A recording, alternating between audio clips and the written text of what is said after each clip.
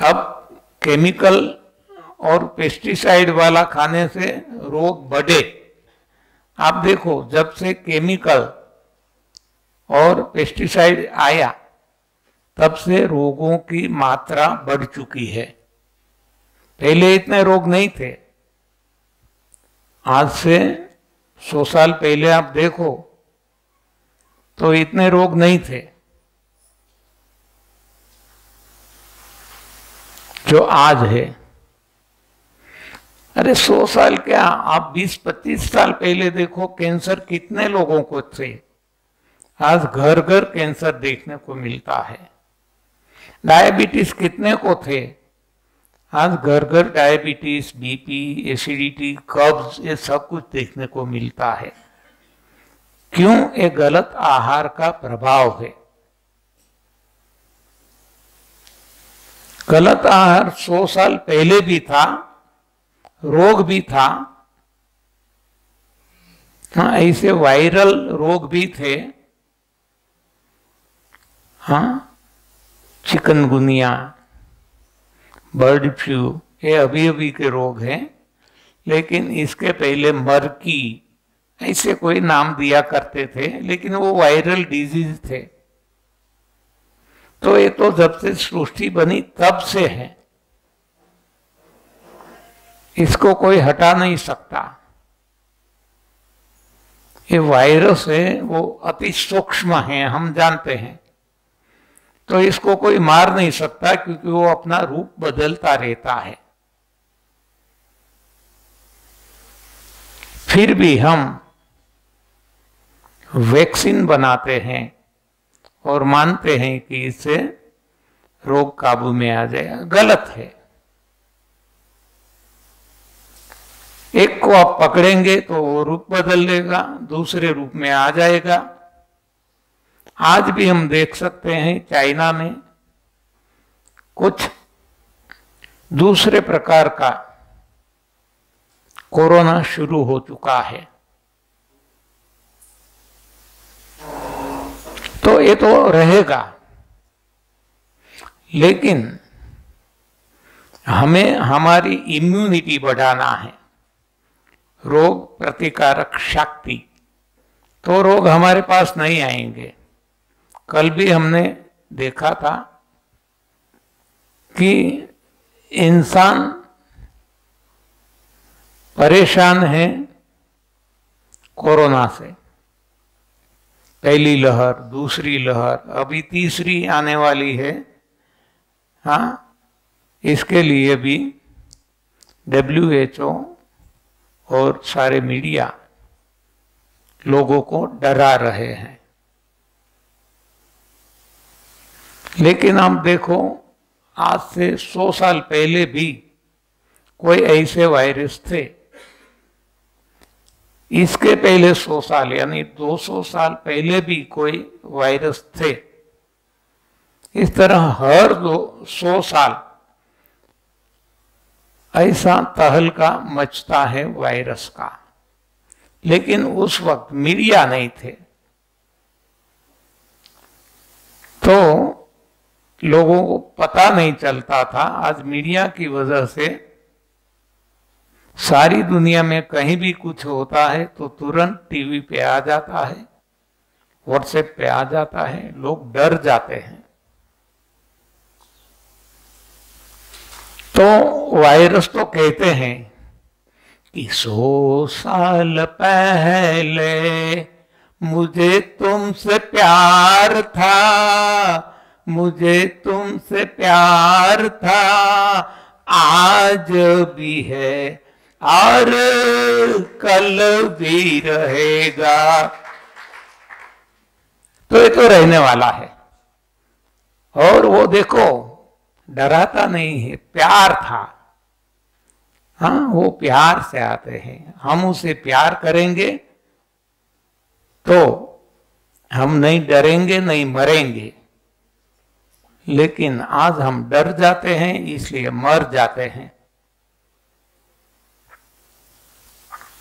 तो वायरस थे, आज भी है, कल भी रहने वाला है, फ्यूचर में वो कभी मिटने वाला नहीं है। तो करना क्या है, वायरस को नहीं मारना है, वायरस के पीछे नहीं पड़ना है, वैक्सीनेशन नहीं बनाना है। तो क्या करें, खुद को मजबूत बनाओ, खुद ही को कर बुलंद इतना, खुद ही को कर बुलंद इतना कि खुद खुदा ही पूछे कि बोल बंदा तेरी रजा क्या है।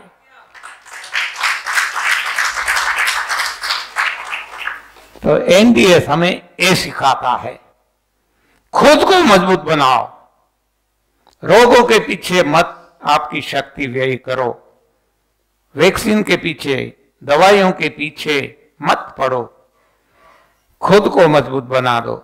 देखो सारे पशु पक्षी प्राणी, हाँ, उनको असर नहीं होती, वो मास्क नहीं पहनते, वो सोशल डिस्टेंसिंग नहीं रखते, वो सैनिटाइजेशन नहीं करते, वो थाली नहीं बजाते, हाँ, वो दीपक नहीं जलाते कोरोना को हटाने के लिए। ये सारा गलत प्रयास है, जिसने भी किया, चाहे हमारे पीएम ने किया या और किसी ने किया, सब कुछ गलत है। सही एक ही है, खुद को मजबूत बनाओ, अपनी वाइटल पावर बढ़ाओ, अपनी इम्यूनिटी बढ़ाओ। इम्यूनिटी कैसे बढ़ती है, ऐसा कहने वाले तो बहुत लोग हैं, इम्यूनिटी बढ़ाओ इम्यूनिटी, लेकिन कैसे वो किसी को पता नहीं है। इम्यूनिटी बढ़ती है फास्टिंग से, उपवास से।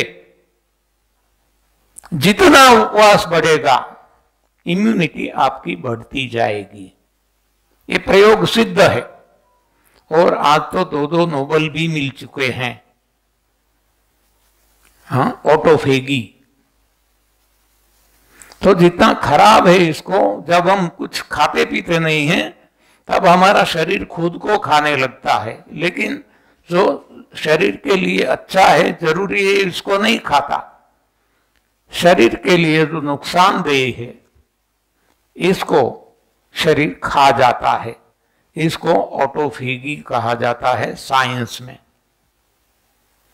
तो उपवास बढ़ाओ, जितना हो सके उपवास बढ़ाओ, लेकिन हमें कहा गया food is source of energy, खाओ खाओ खाओ, और खा खा कर हमने सत्यानाश कर दिया। कम से कम खाओ, और जो भी खाओ अच्छा खाओ, सच्चा खाओ, जो हमारे लिए बना, जो कुदरत ने दिया वो ही खाओ। आपके विस्तार में जो होता है, आपके एरिया में, वो ही खाओ। इसको क्या कहेंगे हम, अपने जोन में, अपने विस्तार में जहां हम रहते हैं वहां जो होता है वो ही हमारा भोजन है। देखो दुबई में चले जाए या कोई कच्छ के रण में चले जाए, वहां कोई ग्रीन लीव्स होते नहीं है, झाड़ पान ही नहीं है, तो वहां क्या खाना है, खजूर, डेट्स। भगवान ने वहां डेट्स दी, खजूर दिया, उनके लिए खजूर है।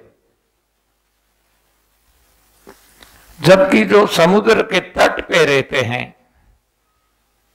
समुद्र के तट पे क्या होता है, नारियल, तो उनको नारियल पानी पीना है, नारियल खाना है। जबकि यहां हम जहां भी रहते हैं वहां जो कुछ होता है वो ही हमें खाना है। इसको हम कहेंगे रीजनल, हाँ, रीजन यानी प्रदेश, कोई हिस्सा, पार्ट, तो हमें रीजनल खाना है। लेकिन विज्ञान ने सब कुछ गलत सिखा दिया। विज्ञान ने क्या कहा, an apple a day keeps doctor away. सरासर झूठ, सरासर झूठ। एप्पल उसको ही खाना है जहां एप्पल होते हैं। कहां होते हैं? ठंडे प्रदेश में, हिमालय में, कनाडा में, यूएसए में, कहीं भी होता है, वो उसका भोजन है, उसका खुराक है। तो रीजनल खाना है। रीजन में भी आप देखो, यहां नासिक में आज अंगूर नहीं है। अंगूर दिसंबर के बाद आएगी, जब ठंड पड़ने लगेगी तब अंगूर खाना है। अब क्या है? अब जो होता है वो आज खाना है। इसको कहते हैं सीजनल। ऋतु में जो होता है, तो रीजनल खाना है, सीजनल खाना है। तीसरा है ओरिजिनल, जो नेचर ने बनाया है वो ही खाना है, मैन मेड नहीं खाना है। आज हम मैन मेड ही खाते हैं, बाजरी पकाते हैं, गेहूं पकाते हैं, चावल पकाते हैं। गलत है सब कुछ। जो नेचर ने दिया, देखो प्रकृति में सभी प्राणी क्या खाते हैं? वो खुद पकाते हैं कुछ। जो नेचर देते हैं वो खाते हैं। तो वैसे हमारे लिए भी नेचर देती है, वो ही हमें खाना है। भगवान राम ने भी वो ही खाया था, उन्होंने कहां पकाया था? तो रीजनल, सीजनल, ओरिजिनल और नेचुरल। नेचुरल जो प्रकृति ने दिया, इसको हमें कोई बदलाव नहीं करना है। हम जीनेटिक चेंज कर देते हैं, ये गलत है। हम आग पे चढ़ा देते हैं, गलत है।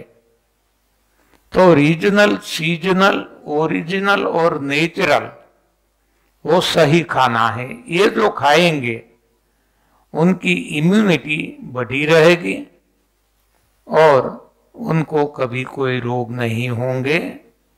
वो बलवान भी रहेंगे, बुद्धिमान भी रहेंगे। तो जैसा अन्न वैसा तन, तन सुदृढ़ बनेगा, वाइटल पावर बनी रहेगी, रोग प्रतिकारक शक्ति, इम्यूनिटी बढ़ी रहेगी, कोई रोग होंगे नहीं।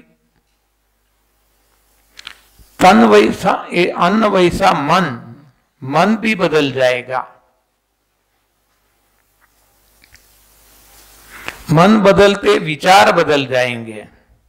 देखो आजकल इतना चल रहा है दुनिया में positive thinking, positive thinking, positive thinking. सरासर झूठ, गलत है सब कुछ। कहा जाता है कि नेगेटिव थॉट्स तो आते ही रहते हैं, लेकिन इसके सामने हम पॉजिटिव थॉट्स करते रहें तो काउंटर बैलेंस होगा। गलत, वहां काउंटर बैलेंस नहीं है। जो मैंने आपको बताया, करना नहीं है, होना है। Don't do anything, let it happen, what ever happens. जो होता है होने दीजिए, करो मत कुछ भी। लेकिन यहां करने का सिखाया जाता है। हाँ, पॉजिटिव थिंकिंग करो तो कुछ नहीं होगा।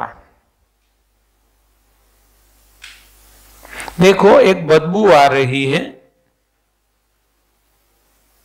कुछ गंदगी का ढेर लगा है, बदबू आ रही है। तो क्या करते हैं? वहां कुछ सुगंधी द्रव्य लगा देते हैं। मानो यहां से पवन आता है, यहां से बदबू आती है, तो बदबू हमें न लगे, ऐसा करने के लिए शादी ब्याह में भी ऐसा होता है, आपने देखा होगा। ये शावर्स लगा देते हैं सुगंधी केमिकल द्रव्य डाल के, तो हमें क्या अब बदबू महसूस नहीं होती। देखो, ये समझना है, बदबू महसूस नहीं होती। बदबू तो है ही, लेकिन बदबू से ज्यादा हमने सुगंधी द्रव्य डाल दिए, केमिकल डाल दिए, तो अब क्या होता है, बदबू तो जा ही रही है शरीर में, और इसके अलावा सुगंधी द्रव्य केमिकल ये भी हमारे सांस में जा रही है, जो नुकसान करने वाली है। बदबू नुकसान करने वाली थी, इससे ज्यादा नुकसान करने वाला ये सुगंधी द्रव्य है केमिकल से, तो हमें और नुकसान होगा। उसी तरह से जो नेगेटिव थॉट्स है वो बदबू है, इस पे हम पॉजिटिव थॉट्स डालने का प्रयास करते हैं, वो सुगंधी द्रव्य है। तो बदबू से तो नुकसान था, नेगेटिव थॉट से तो नुकसान था, अब पॉजिटिव थॉट से और ज्यादा नुकसान हो रहा है जो किसी को नहीं पता। तो करना क्या, सो सिंपल। जहां से बदबू आती है, देखो वजह क्या है, कारण क्या है, कारण को हटा दो। हाँ, ये रोगों में हमने यही किया, कारण को हटाया, रोगों को नहीं हटाया। बदबू को हम हटा नहीं सकते, लेकिन बदबू का जो कारण है, गंदगी का ढेर, इसको हटा दो, बात खत्म। तो ये है नेगेटिव थॉट्स और पॉजिटिव थॉट्स। नेगेटिव थॉट्स का कारण क्या है वो जानो, नेगेटिव थॉट्स को हटा दो, तो अपने आप जो भी बचेगा पॉजिटिव ही बचेगा। पॉजिटिव डालना नहीं है। हाँ, तो नेगेटिव थॉट्स की वजह क्या है हमने अभी देखा। जो विचार है मन में जन्म लेते हैं, तो मन को बदल दो। मन को कैसे बदले, अन्न से होता है, अन्न को बदल दो, बात खत्म। मैं तो ऐसा कहता हूं, वैसा मानता हूं कि दुनिया के कोई भी प्रॉब्लम है, कोई भी दुनिया की समस्या है, चाहे राजकीय हो, पॉलिटिकल, चाहे इकोनॉमिकल हो, चाहे सोशल हो, चाहे परिवार की कोई समस्या है, चाहे पर्सनल हो, हर किसी के लिए एक ही समाधान है, भोजन बदल डालो। यही रूट कॉज है। लेकिन हम उल्टा ही करते हैं। आतंकवाद, त्रासवाद को हम मिटाने की कोशिश करते हैं। कैसे? त्रासवादियों को मार के। देखो, कभी मिटने वाला नहीं है त्रासवाद, कभी नहीं जाएगा और बढ़ता जाएगा। जैसे रोग को हटाने के लिए हम गोलियां देते हैं, दबा देते हैं, उसी तरह त्रासवादियों को दबाने की हम कोशिश करते हैं। वो कभी दबने वाले नहीं हैं। जैसे रोग नहीं दबे और बढ़ते गए। आप देखो, आज से 100 साल पहले, 50 साल पहले कितना त्रासवाद था और आज कितना बढ़ गया है। हाँ? तो चाहे कोई भी पॉलिटिशियन हो, त्रासवाद को इस तरह वो मिटा नहीं सकेंगे। कोई भी डॉक्टर हो, दवाइयों से रोग नहीं मिटा सकेंगे। तो त्रासवाद को मिटाना है तो क्या करना है? हाँ, वो लूटता था, हाँ, वालिया लूटेरा,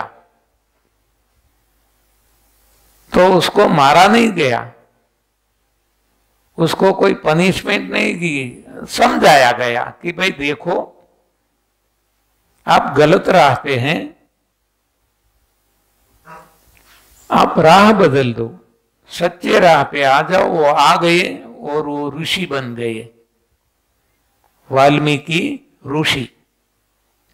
उसी तरह यदि थॉट्स बदल जाएंगे, विचार बदल जाएंगे और विचार तभी बदलेंगे जब मन बदलेगा, मन तभी बदलेगा जब अन्न बदलेगा। तो जब तक अन्न नहीं बदलेगा तब तक ये त्रासवाद, ये झगड़ा कभी शांत होने वाला नहीं है। भोजन का अपना प्रभाव रहता है। आप देखो, वनस्पति का भोजन क्या है? हवा और प्रकाश। तो ये ऐसा भोजन है जिसको काटना नहीं पड़ता, जिसको उगाना नहीं पड़ता, जिसको चबाना नहीं पड़ता, जिसको डाइजेस्ट नहीं करना पड़ता, इसमें से कुछ बचता नहीं, जिसको निकालना नहीं पड़ता, कोई शक्ति की जरूरत नहीं। और ऐसे भोजन का प्रभाव क्या है? देखो, वनस्पति कभी बदला की भावना नहीं है, उसमें बदला नहीं लेती। कोई पत्थर भी मारते हैं तो बदला नहीं लेती, है उसके पास तो फल देती है। वैसे कोई काट डालता है, मार डालता है, तो भी वो बदला नहीं लेती। वो जलाने में काम आती है, वो इमारत में काम आती है, ये सारी लकड़ी। तो ये उसका स्वभाव है वनस्पति का। क्यों? भोजन ऐसा है, भोजन का ये प्रभाव है। अब आप देखो, पक्षी, उनका भोजन ये दाने हैं, हार्ड है पचाने में, तो वो कभी कभार बदला लेंगे, लेकिन ज्यादा लंबे समय तक नहीं चलेगा। झगड़ा भी करेंगे लेकिन जितना जरूरत है, ज्यादा नहीं करेंगे। उसी तरह आप देखो, गाय, भैंस, हाथी, घोड़ा, बैल, वो घास खाते हैं, वो भी बदला नहीं लेते, वो हिंसक नहीं है। वो झगड़ते भी हैं, नहीं झगड़ते ऐसा नहीं, क्योंकि भोजन ऐसा है। लेकिन झगड़ा बहुत लंबा नहीं चलता, बदले की भावना इतनी ज्यादा नहीं है। अब हम देखते हैं मांसाहारी, शेर, चीता, टाइगर, वो कितने हिंसक है, क्रूर है, उसको कोई दया नहीं है, वो बस मारने में ही मजा समझता है। तो ये भोजन का प्रभाव है। हम इंसान में भी जो मांसाहार करते हैं, आप देखेंगे वो क्रूर बन जाते हैं, हिंसक बन जाते हैं, मारने में इसको कोई दया नहीं आती। जबकि जो शाकाहार करते हैं, सही भोजन खाते हैं, वो आप देखेंगे वो इसमें दया है, वो एक दूसरे को हेल्पफुल होते हैं। लेकिन जो गलत खाना इंसान खाता है, तो इसमें दूषण आ जाते हैं। सही भोजन जो खाते हैं, जो ऋषि मुनि थे, जो त्यागी थे, वो जंगल में चले जाते थे, जंगल में जो मिलता खाते थे, तो परोपकारी बन जाते थे। इसलिए कहा गया है सरोवर, यानी सरोवर, पानी का जो स्टोरेज होता है, सरोवर। सरोवर तरुवर, तरुवर यानी झाड़, पेड़, पौधे। सरोवर तरुवर संत जन, संत की तुलना वहां सरोवर और तरु यानी कि पेड़ पौधे से की गई है। सरोवर तरुवर संत जन, चौथा वर्ष मेघ, परमारथ के कारण सभी ने दरिया देह। ये चारों ने परमार्थ के कारण ये देह धारण किया है। यानी कि जब मनुष्य सही भोजन खाने लगता है और भोजन को भी जितना हो सके छोड़ सकता है, कुछ भी खाता नहीं पीता नहीं, तब वो झाड़ के समान, पेड़ के समान बन जाता है। वो देने में ही समझता है, लेने में कभी नहीं। तो ये भोजन का प्रभाव है।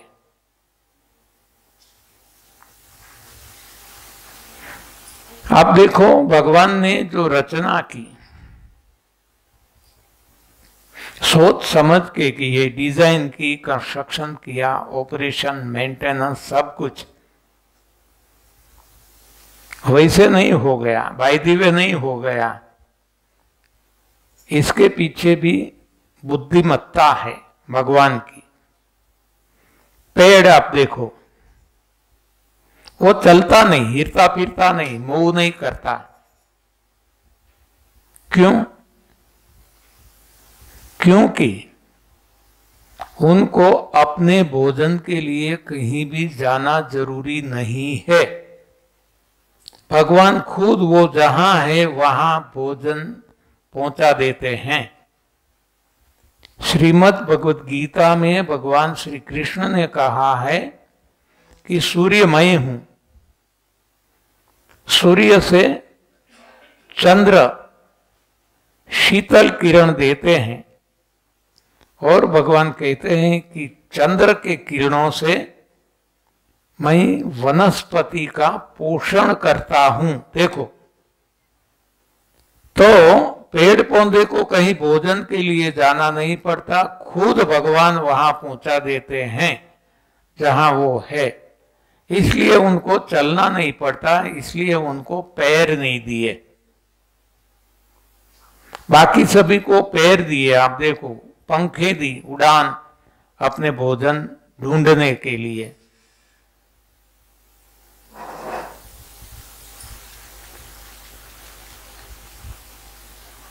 और जो हम देखते हैं कि जो भक्ति मार्ग में आगे बढ़ते हैं, ध्रुव की बात ले लो,